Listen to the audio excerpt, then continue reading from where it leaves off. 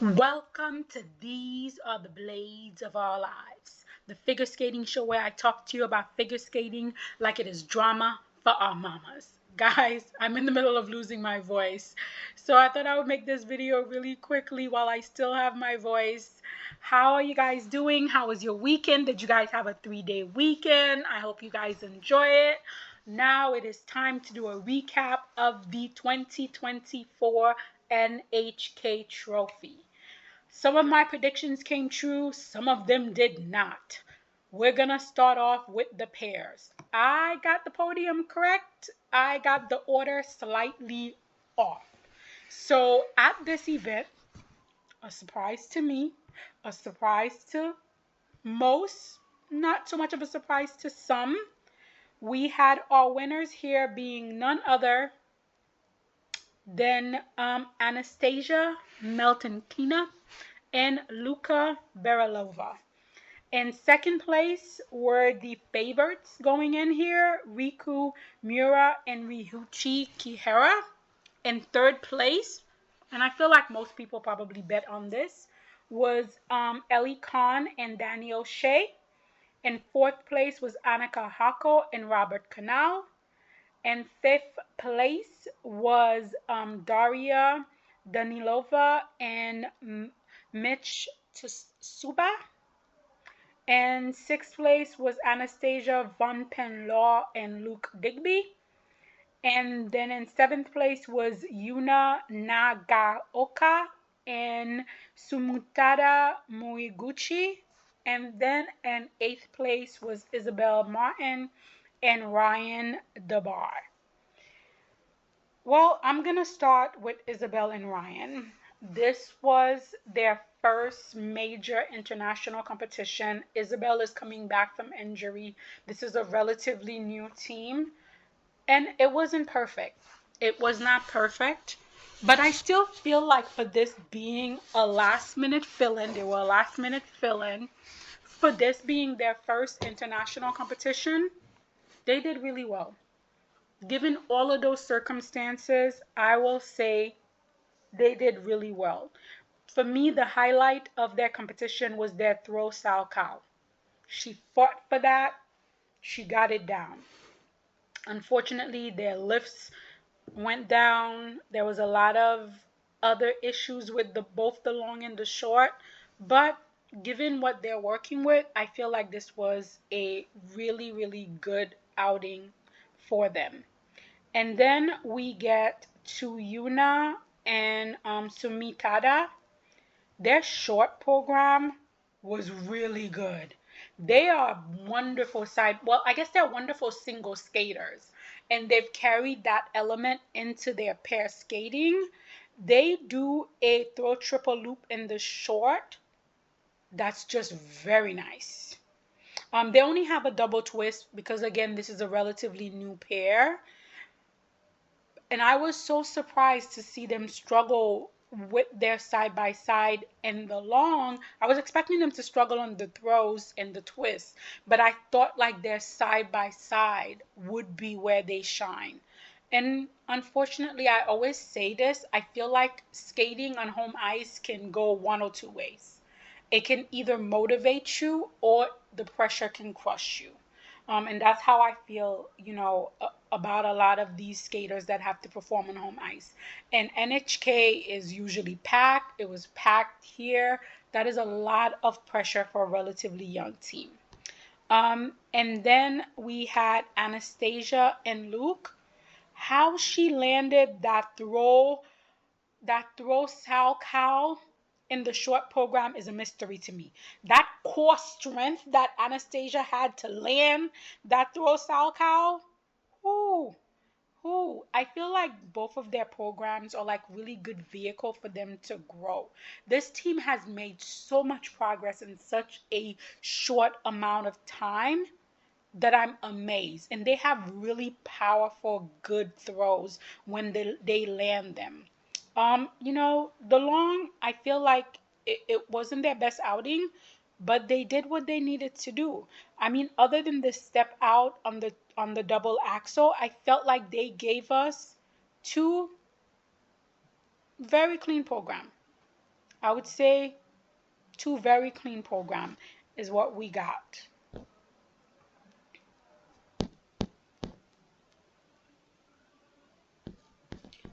And then following Anastasia and Luke, we had Daria and Michelle.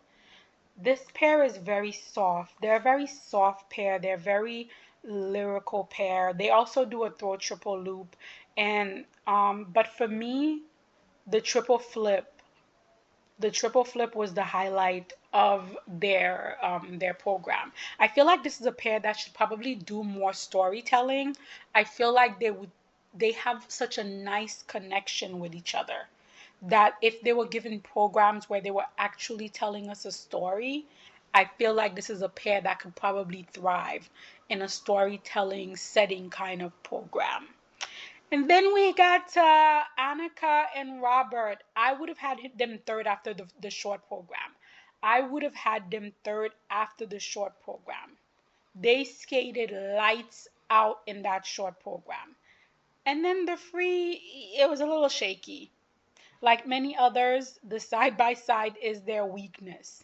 Normally, their throws are a highlight. The throws were not great here, but then when Annika was getting off the ice, she was talking about how badly her foot hurt. So obviously, they're skating while she's injured and in pain. So I could understand why they probably have the stamina and she has the endurance to do the short. But then when you get to the free, it's a different story. I still did not feel like their score in the free and Ellie and Danny's score should have been that far apart from each other. Like, I'm not gonna co-sign on that big of a point difference between them. Like, it's almost a 10 points different. And I don't feel like they skated 10 points apart. So I'm gonna just let that out. And then we did get to Ellie and Danny. It was, I mean, at the short, it was just a small error in their twist, but otherwise, it was really good. They did the triple sow, they did a double axel, and I was like, wow, that's amazing. They were down on both of their throws, which is why I would have had them in fourth place. I do feel like this season, Ellie and Danny are being overscored. And I really like Ellie and Danny. I feel like they have such beautiful in between skatings. Their lifts are incredible. They have a good connection with each other. They're so musical. There is so much that I love about this pair. But I feel like they went down on both of their throws, and I don't feel like they should be 10 points ahead of Annika and Robert. I feel like they are being overscored. And also the fact that I feel like their long program is two separate programs. Like I'm getting into one program, I'm going with the music, and then a whole new program starts. And then it just kind of throws me for a loop. I'm not really a big fan of that. So for me, I would have had them like in fourth place. But, the judges decided to do otherwise. And then in second place, oh, my heart broke for them, was Riku and Ryuichi. I feel like regardless of the error on the triple toe, she did double the triple toe in the short program, but I felt like everything else was top notch, and I understood why they were in first place after the short program. Um, what really cost them this title was literally a spin in the long. They lost their footing in the middle of their spin and got no value at all for that spin. And that's what really cost them, the title. And then also other little things like they double footed the throw luts. Um and I feel like they just little minor errors here and there is what buried them. But I am, however, going to say I don't understand why in the short program they Riku, Ryuichi, and Anastasia and Luca were 2 points apart in PCS. Like what judges are watching Riku and Ryuichi and then Luca and Anastasia and are like, yes, these teams PCS wise very close together. Ooh, the power of Tuberetsi is amazing. And then we get to Anastasia and Luca. I always say I will give credit where credit is due. This team won this event. They won this event. I'm not a big fan of either of their program. I will say I did enjoy the short program a lot more here than I've enjoyed it all season. I cannot enjoy the shaky leg grandpa at the beginning or the scarf over the head at the end of the long program. That's a little bit much for me. But the short program, and I will admit, guys, I am so biased against this woman. The fact that Ekaterina was not at this event and was not sitting in the kiss and cry with Anastasia and Luca made their programs so much more palatable for me. Oh my God. I'm so biased. But I freely admit it. What I will say about this team is all the elements, both in the short and in the free, were world class. Their twists, huge. Their throws, Anastasia was using core strength and lending all their throws. Their side by side, a little shaky, but otherwise clean. This was a fair win by this team. And that is what I will say. I still don't like Luca, and I'm never going to root for this team. They're never going to go into my $1.25 tree bag, but they did win this event fair and square.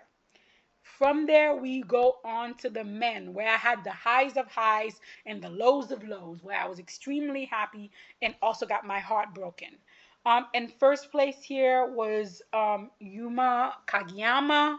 In second place was Daniel Grasso. In third place was Tetsuya Saboy. In fourth place was Andrew Tugashev. In fifth place was Matteo Rizzo.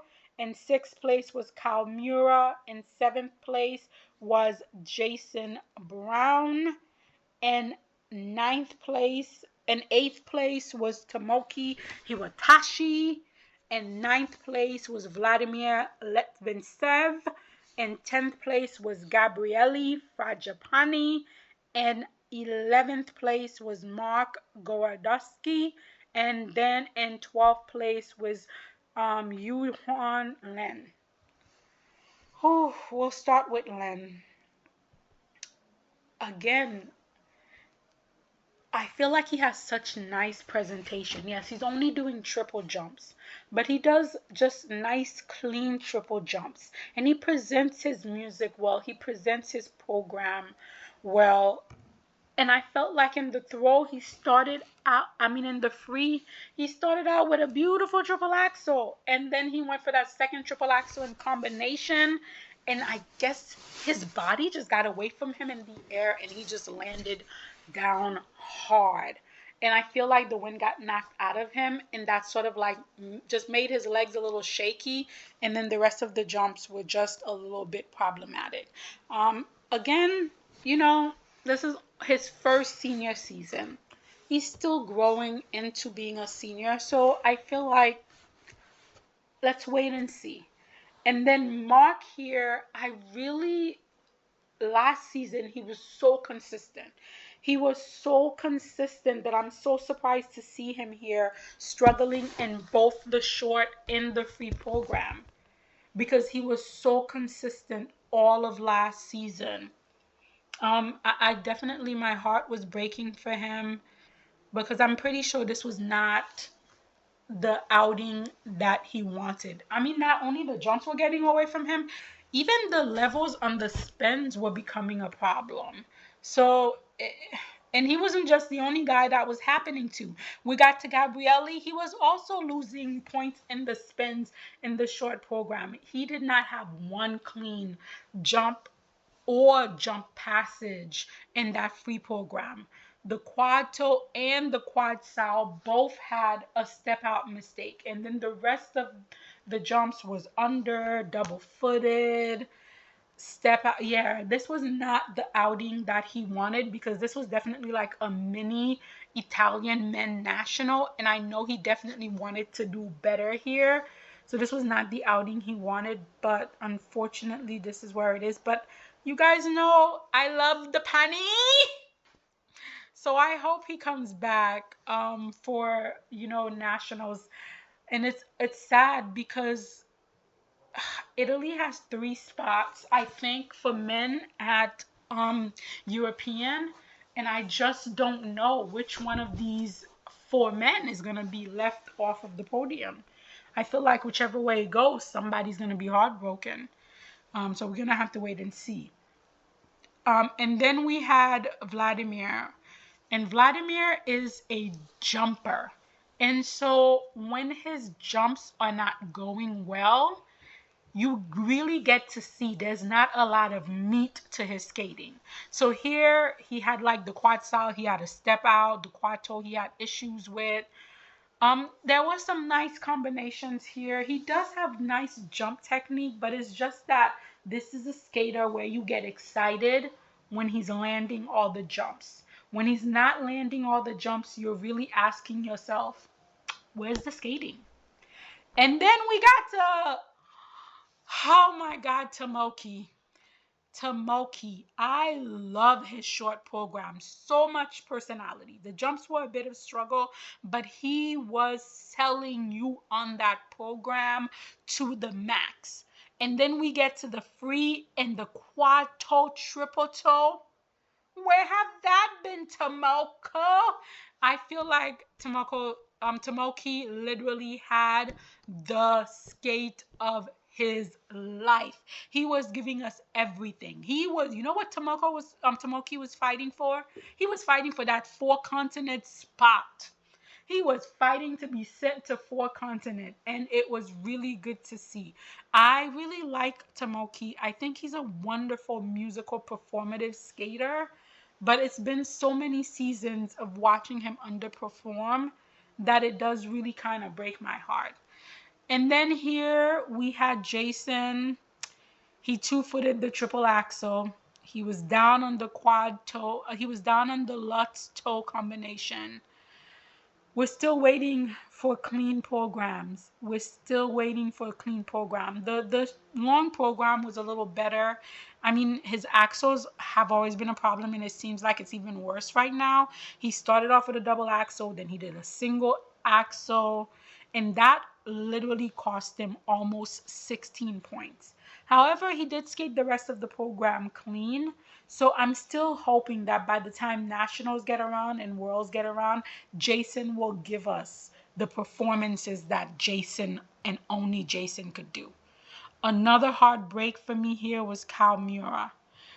I was really starting to root for him in these 2 programs because I really do think the short program suits him so well. And he had a light out performance here with the short program, finally breaking into 100 points this season.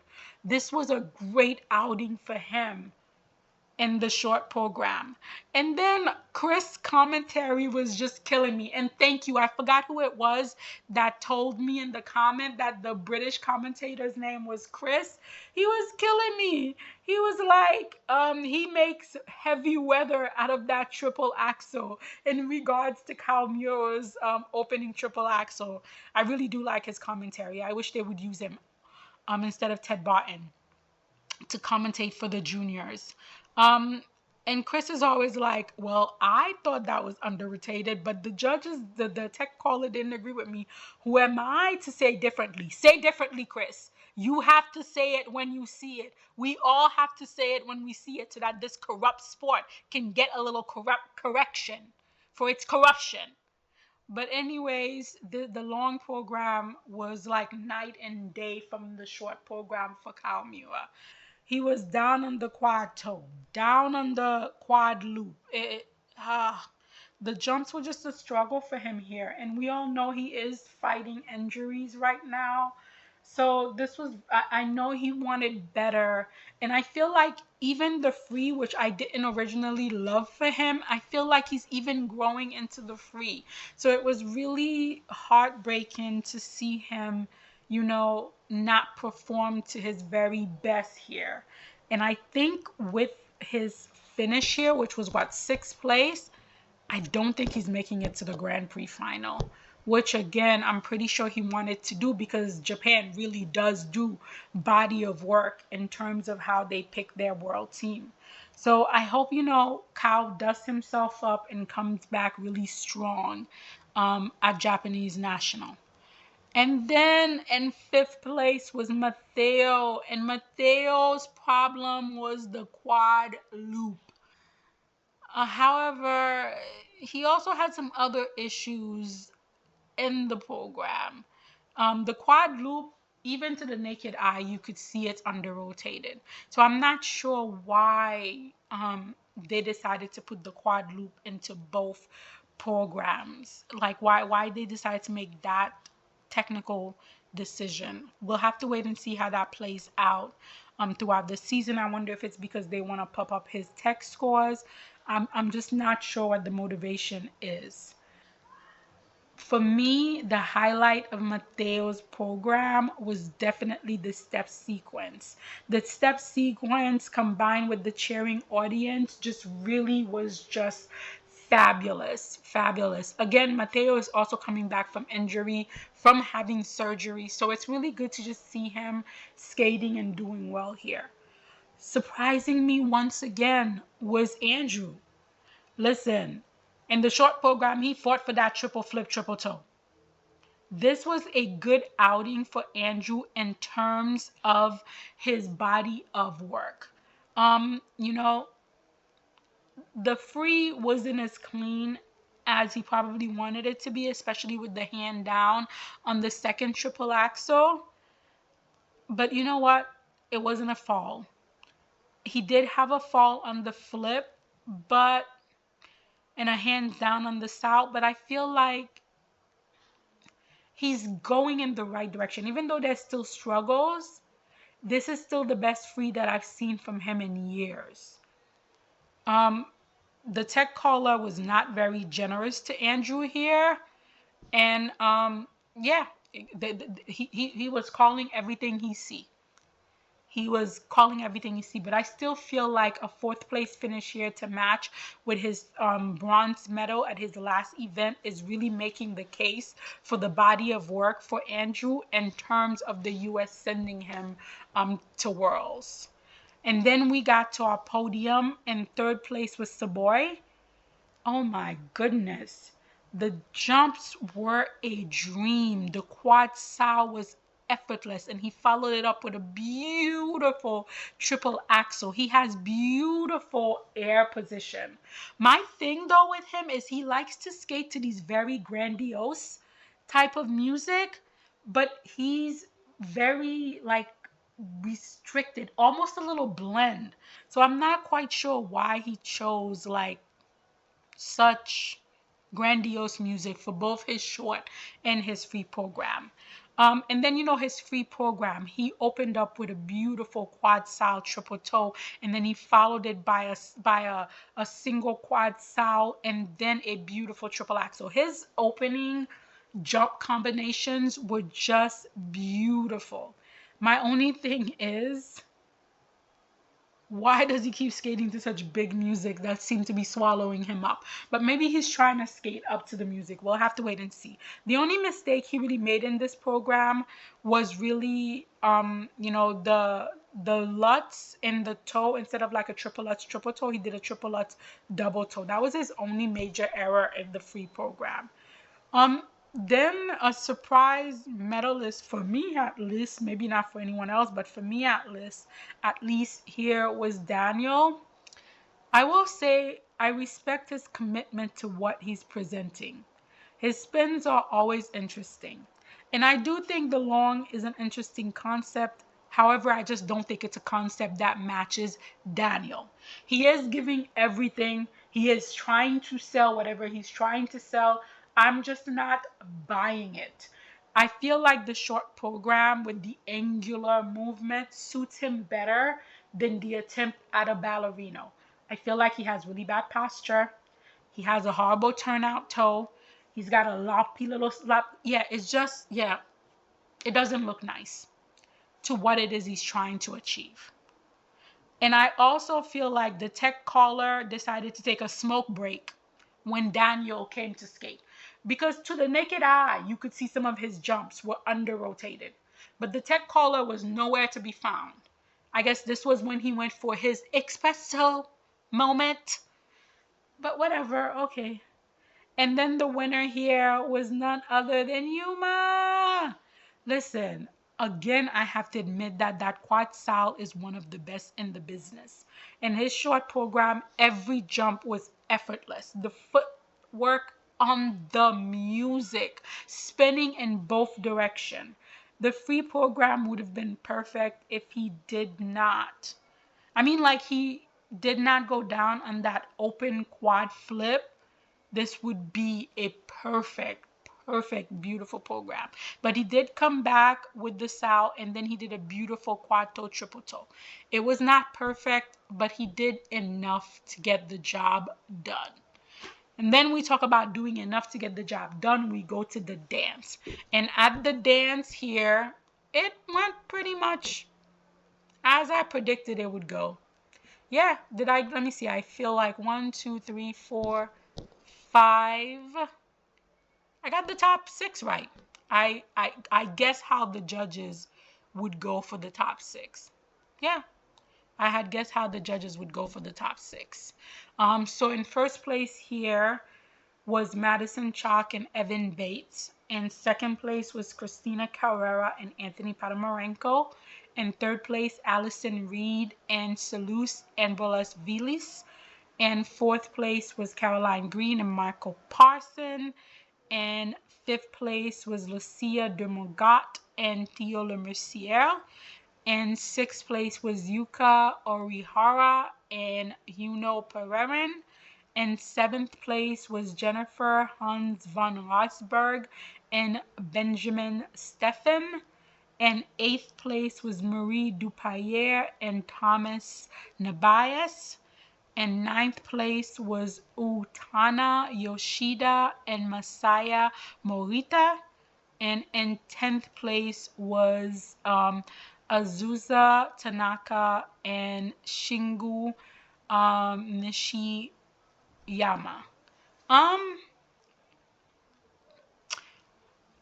I can't say that I do feel the same way about the Japanese dance program that I feel about the Chinese dance program, which is these pairs are being taught really nice skating fundamental skills. And I feel like in 1 or 2 Olympic cycles, if the judging, well, if they get the political backing, because it really is about the political backing. If they get the political backing, they get the right packaging, they get the right push, these teams really can make their way up the ladder, especially Utana and Masaya. I really like this pair. I love both of their programs, and I really like this pair. There's something very elegant, very effortless about them. They have that beautiful Japanese skating basic skills. They just mesh really well. And I feel like if they can continue on this trajectory, they can really make their way up the ladder. I felt heartbroken for Marie and Thomas because this is a team that I love so much, but I don't know what was going on. They seemed really jittery and nervous, and there was like mistakes in their twizzles. And usually they're pretty solid, pretty clean, pretty efficient teams. So I just really want this team to do well because I'm such a fan. And then Jennifer and Benjamin, don't love the packaging of that rhythm dance. And as for the free dance, it's a warhorse. It's a warhorse. It's okay. It's okay. Yuka and Yuno, I love this pair. This was another good outing for them. Definitely the judges already have them at a pre-selected slot. And I feel like it's going to be probably very difficult for them to make any progress this season. But it's not because of their skills. It's not because of their program. It's not because of them not trying. It's just the way that ice dance is.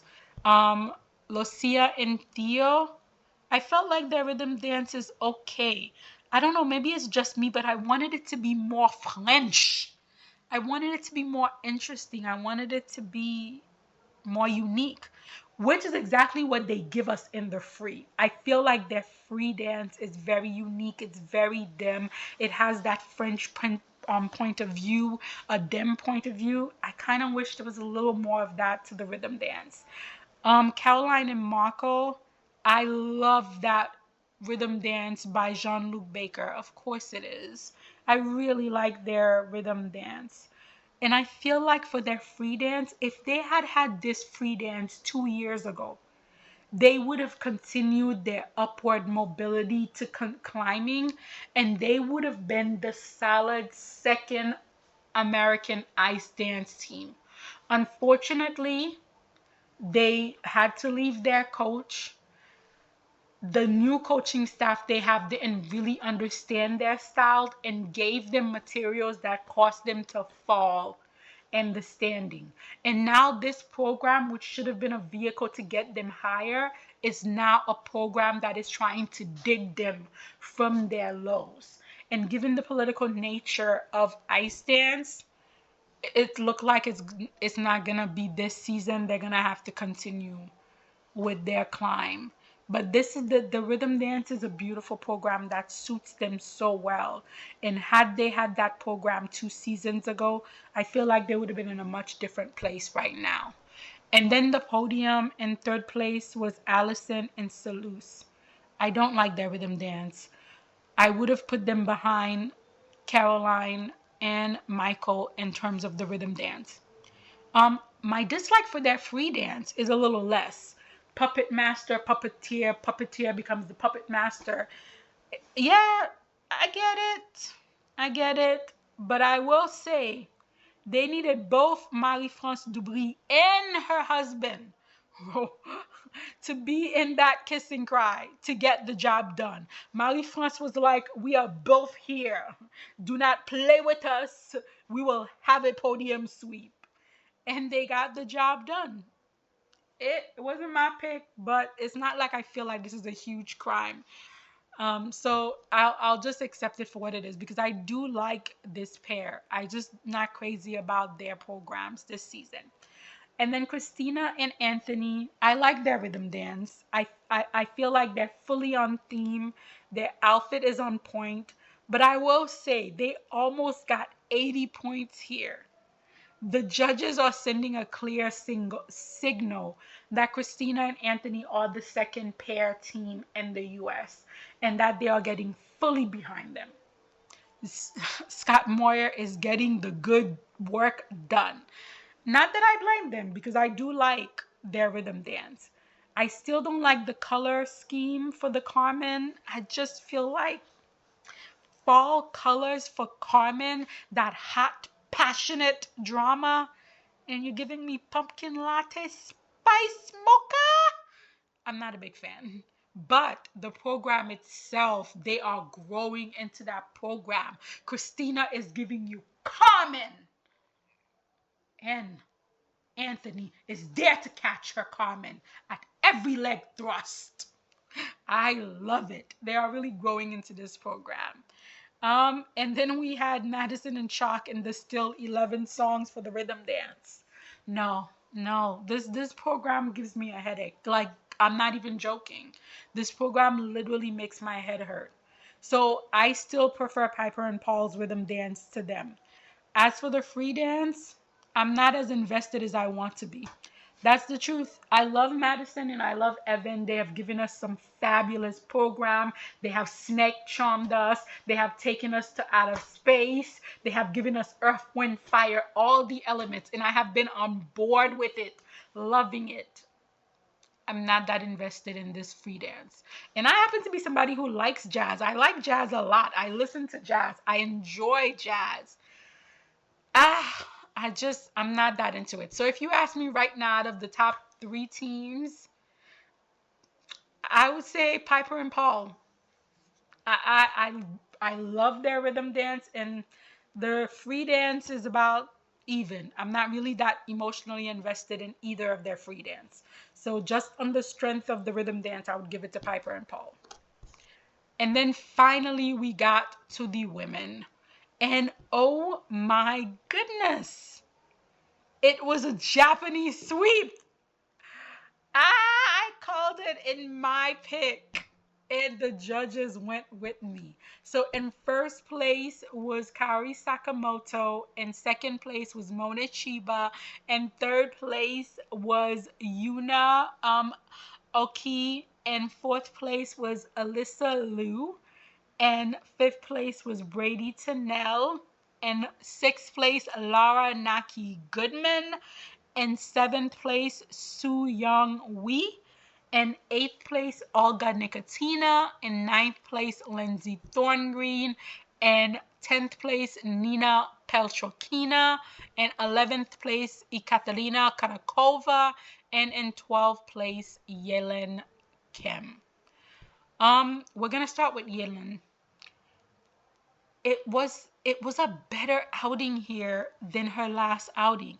I know the triple Lutz was meant to be in combination, but I guess she just put too much power in it. She just couldn't deliver it. And then of course the triple flip was also under rotated, so she couldn't add a combo to that. So that sort of like put her in a hold right off the bat. That kind of put her in a hole. But the long program to me was much better here. I feel like it's a step in the right direction. Yes, the jumps were still under rotated. Yes, it was still a struggle, but it was a lot less of a struggle than her last competition, and it's only been a short time between now and then. I feel like we hold on for the Olympic, Yalen. Don't give up. Hold on for the Olympics. And then we got to Ekaterina. Ekaterina is having so much fun with her short program and her free program. It's just unfortunate that the jumps are just not working for her this season. If I'm gonna be perfectly honest, I feel like the jumps are getting worse. Like her the height that she needs for the jump, she's just not receiving it. So all of her jumps are becoming two-footed and under rotated. And I feel like she was much better with the jumps last season. And it would really break my heart if she didn't make it to the long program at Worlds again this season. But I just don't know how we could fix this problem, which seems to be getting worse and worse. And then Nina in the short program, she had the triple flip, which was beautiful, but then she could only add a single toe to it. And then she followed it up by doing a triple Lutz double toe, which had she just left the single toe off of the triple flip might have worked, but then she was just like violation, too many combination. I feel like her short program is really interesting.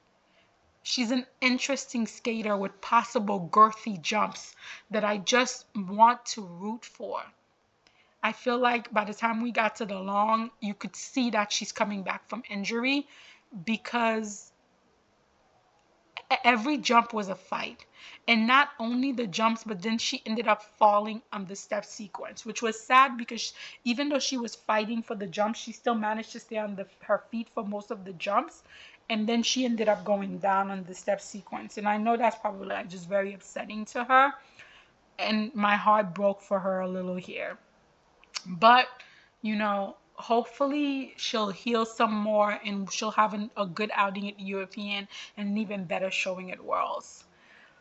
Poor Lindsay just cannot get away from those under rotations. She did the triple Lutz triple toe under rotated. And then she goes to do the triple flip, and it looked good in the air. And then her legs just gave out, and she just kind of sat down. She just kind of sat down. And at that point of the competition, I think that was like the first fall of the competition of the women. And then the step sequence is also only getting a level 2 in the free. Like the rotations are killing Lindsay. But guys, I still want to root for her as a dark horse. I still want to believe that one of these days Lindsay's going to get it together and it's going to be glorious. It wasn't here, but I want to keep the hope alive.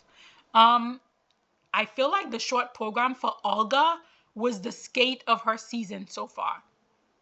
The triple Lutz triple toe, she was on her feet. It was under, but she was on her feet, and that's the first time she's done that combination, I think, all season long. And then of course we got to the free program and it was like, oof, this is a struggle, butter. this is a struggle boat right here. But there's such lovely qualities to Olga. Like, she's very personable on the ice. She plays to the audience well. She listens to the music and follows her beat. I mean, there's a lot that is very nice about Olga. This was just jump wise not her event. And then oh the this was a much better outing for Su Young Wee. This was so much better. First of all, the triple toe was clean. The triple loop was also clean. I feel like both Korean women did so much better here. And then we got to the long program, and we managed to stay on her feet for every jump passage. To me, that is a step in the right direction. It seems like mentally she's getting stronger with every competition, and I was really happy to see it. And then Laura Naki Goodman. Yes, I know she's only got a triple toe combination, and that her triple lutz is under. I get it. Her technical power does not match some of the other women that she's competing against, but she's so unique and so interesting that I'm willing to go with her.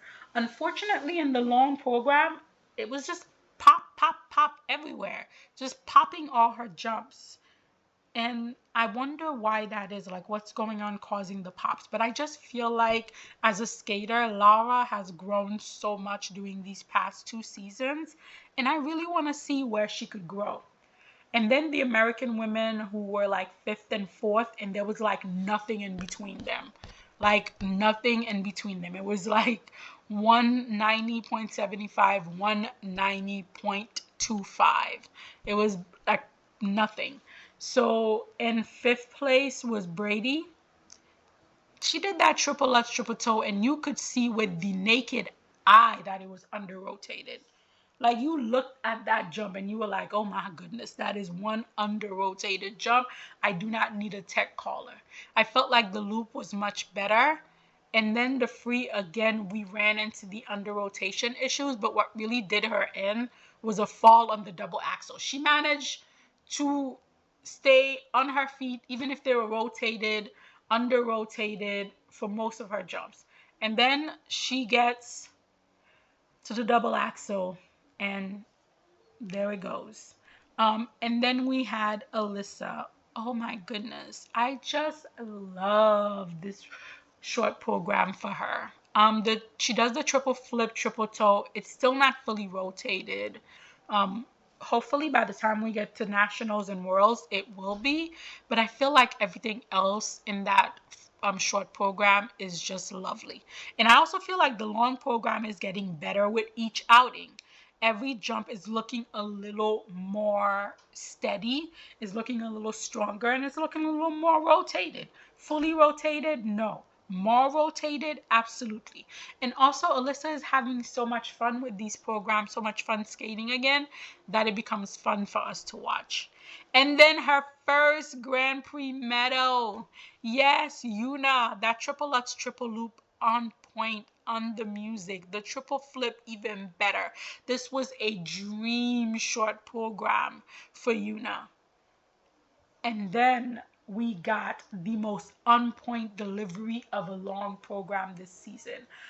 If you wanted to know what the definition of a musically inclined skater is, you just have to watch Yuna skate. This is a skater who understands her movement, who understands the music, who understands tonality, who understands presentation, who understands performance. I love Yuna. That's all I could say. I love her. I wish she was technically stronger, because if she could combine everything that is so special about her with a clean technical performance, oh my God, it would just be next level. And then the silver medal here went to Monet. Again, she did a beautiful triple lutz, triple toe with nice height, beautiful ice coverage. We got to the flip, both hands over her head. There was no question about the rotation of that jump. All of her spins are level 4. I love this rhythm dance. It's so young, it's so fresh, it's so lively. Monet seems to really be enjoying the rhythm dance. And then we get to the free, which is completely opposite from the rhythm dance. It's more classical. And then you get to really see why skating skill is so important. You get to see why this is one of my favorite sport, because Monet just balances that beautiful artistry with that wonderful technical capability. And it's just wonderful to see. And then the winner here, rightfully so, reclaiming her crown, was Miss Kaori Sakamoto. Yes, I feel like Kaori is really growing into these programs. And that's why I'm always saying I want these skaters to try something new, to try something different, to get out of their comfort zones, to grow. That short program, Kaori now completely embodies that short program. She understands the concept. She understands, the performance that she needs to give for that short program. The long program, much, much, much better here. She's still owning that program. It's not 100%, but oh boy, is it close. And then we get to the jump. That triple Lutz look huge. The triple flip, triple toe, so much speed and ice coverage. This is what jumps should look like. It should look like it matters. The speed going in should be unimaginable. The height should be unimaginable. The speed going out should be unimaginable. The ice coverage, the knee bend, the edge that is held. This is the jumping that I want to see. Jumping foot, the grassy. That is why we call her Queen Sakamoto, the grassiness of the jump. Oh, guys, I'm about to lose my voice. And then all of her spins just look so much better. She looked so much more comfortable here, so much more in her skin. And I just loved it for her. And that is why I am shining my spotlight on these three Japanese women. This was a Japanese women's sweep of the podium, and it is about the skating skills. It is about the presentation. It is about the jumps. So the spotlight goes to you, Yuna, because I love you. It goes to you, Monet, because you could be something incredibly special in figure skating. And then my spotlight goes to you, Kaori Sakamoto, for embodying what women's skating should be about. Anyhow, guys, that was my take on the 2024 NHK Trophy. These are my spotlight, but you guys let me know in the comment. What did you think of the event?